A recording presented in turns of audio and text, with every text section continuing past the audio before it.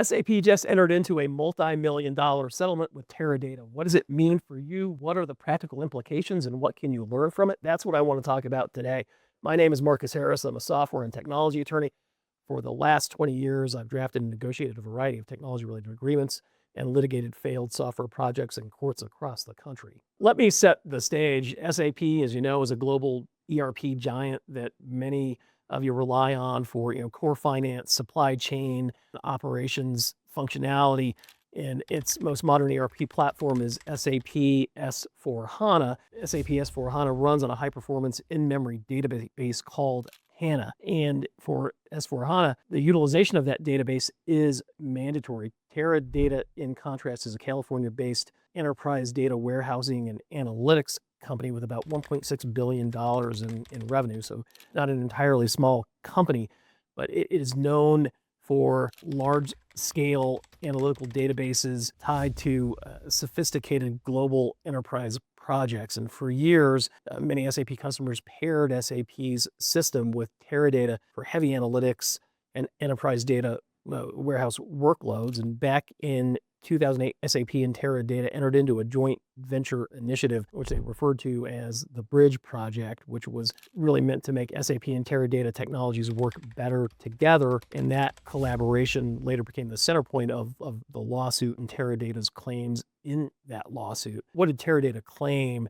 So you fast forward to 2018, Teradata sues SAP in federal court in California, and the complaint really has three big themes. First, trade secrets. Teradata alleged that SAP used this 2008 collaboration to gain access to Teradata's confidential and proprietary information related to its database know-how, and then use those techniques to accelerate the development of its own product, HANA. Second, they've got Teradata has copyright and IP claims of various flavors. And third, there are antitrust and unfair competition allegations. Teradata basically says that SAP illegally tied S4HANA, the ERP suite, to the HANA database and used its ERP dominance to push customers off Teradata and other high-end data warehouse platforms. And so, plain English, if you wanted modern SAP ERP, you allegedly, according to Teradata, had to take SAP's database and move away from Teradata. And, this is a pretty receptive narrative. If you've been following SAP, its lawsuits, its EU investigation, this kind of sounds like, par for the course. And so, how did the case evolve? And from 2018 to 2019, SAP moved to dismiss the case. The court kept the key claims alive, and the parties dove into discovery. In 2019, SAP fired back with its own patent infringement counterclaims, and in 2020, Teradata filed a second lawsuit accusing SAP of infringing additional Teradata patents related to database and analytics technology. And so by 2021, the disputes included trade secret claims, antitrust claims, copyright claims, patent suits, cross-patent suits in both the U.S. and Germany. This was a full-blown IP and antitrust war, I would label it, between ERP, a giant like SAP, and a specialist data warehouse vendor, Teradata.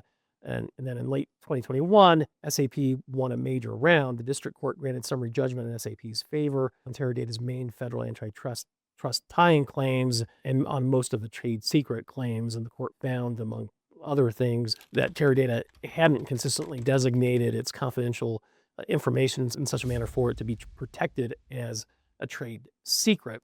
So Teradata appealed, and in 2024, the Ninth Circuit Court of Appeals revived the tying claim and at least one trade secret claim. SAP then asked the United States Supreme Court to review the case, but in 2025, the Supreme Court declined, which meant the revived claims were going to be tried unless the parties were able to settle. And so that's how we get to today. What exactly is the settlement about? And there's not obviously a lot of publicly available information about it as a confidential settlement, but we know the high-level financial and procedural terms from SEC filings and press releases. So under the settlement agreement effective February 19, 2026, SAP agreed to pay Teradata a large sum of cash, an amount of $480 million, which is expected to be paid out within about 60 days of that effective date. And Teradata has told its investors that it expects net proceeds of roughly $355 to $362 million after contingent legal fees and related expenses associated with the case. What does this mean for you? If you're running S4HANA today or you're planning a migration, How does this impact you? First, I think it strengthens your negotiation leverage around HANA and analytics. Teradata's tying theory was really built around SAP's strategy of tightly coupling S4HANA to HANA with allegations that customers were effectively forced into using HANA. You can use that background, this case, and that history to really push for unbundled pricing and ideally to have flexibility and real options. So, in commercial discussions, I think that means insisting that S4HANA and HANA or related analytics, data warehousing capabilities, or even other capabilities be priced and discounted separately. So I think you've got a little bit more leverage than you would have had before, and hopefully you've got some flexibility in the way that you're able to deal with these issues and give you some relief from kind of this bundled approach that SAP loves to do.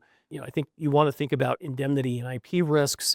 Before the settlement, some advisors were recommending that S4HANA prospects seek enhanced indemnities that would protect them if a third-party claim like Teradata is ever forced changes to HANA. And I think that's less an issue today. And ideally that issue, at least with respect to this, is resolved. But again, I think you've got to have an understanding that when you're negotiating these indemnity provisions, you can't really negotiate them in a vacuum. These are real world examples of how this impacts you. And when SAP's attorneys are telling you, don't worry about it, we've never seen an indemnity issue, probably not necessarily true, and it's probably something that you do need to worry about. As you're negotiating these contracts, you want to ensure you can export, replicate, and move data at a reasonable cost without punitive surcharges for using non-SAP tools. And I mean, really, this is all about the flexibility to be able to use that functionality and those tools in the way that you want to, in a way that's best for your business without having surprise revenue generating events from SAP. You're going to want to ask SAP to document in your contract the migration and switching options as represented to courts and regulators, and use that written record as a safeguard against any kind of de facto vendor lock-in or operational lock-in that you might experience. And I think that's an important concept. To the extent that you can get that concession, then you're going to be well served. In the end, you've got to treat the SAP Teradata settlement not just as this big kind of arbitrary headline, but as a data point about risk, regulatory sensitivity, tying inflexibility that you're going to be able to translate into real value, more options, better pricing, and contracts that age better over the life cycle of your use of S4HANA. It's all about the negotiation and really taking a practical approach to this based on what is happening to SAP in the broader context. If you have any questions about anything I've talked about in this video, feel free to give me a call. I'd love to talk to you and love to get you pointed in the right direction.